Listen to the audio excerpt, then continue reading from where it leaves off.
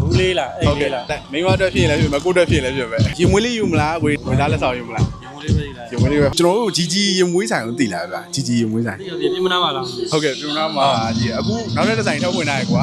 ဟုတ်လားအဲ့ဒါတော့မသိဘူးကျွန်တော်တော့ ဟိုရရဲ့အခု TikTok ရော follow လုပ်ထားလား ကျွန်တော် follow လုပ်ထား follow လုပ်တာအဲ့တစ်ချက်ပြကြည့်ပါလား ဒါလေးတော့ ဟုတ်ကဲ့ជីជីရင်မွေးဆိုင်ပါ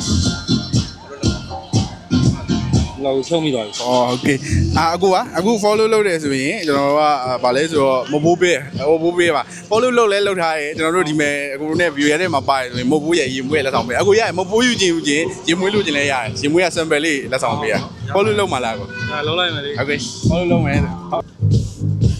follow လုပ်လိုက်ပြီရင်မွေးလေးယူမလားကိုဝင်သားလက်ဆောင်ယူမလား ရေမိုးလေးပဲလား ရင်မွေးလေးပဲစိတ်ကြိုက်နှလုံးသွင်းပြီးနိုင်လိုက်မိမအတွက်ဖြစ်ရင်လည်းဖြစ်မယ်ကိုအတွက်ဖြစ်ရင်လည်းဖြစ်မယ် ဘူးလေးလားအိမ်လေးလား အိတ်လေးကိုတအိတ်ပဲဒီကောင်လေးကရာဒါအမသုံးလို့ရတယ်လုံးဝအဲ့လိုချွတ်ချင်းလိုမျိုးအဲ့လိုဟွာဒီ crane အရသာလေးအနံ့လေးတော်တော်မိုက်တယ်ဟုတ် ဟုတ်ကဲ့ကျေးဇူးပါဟုတ်ကဲ့ကျေးဇူးပါ ဒီဗီဒီယိုလေးတင်မယ်နော်ကို ဟောရကြလိုက်ပဲ ကျေးဇူးပါ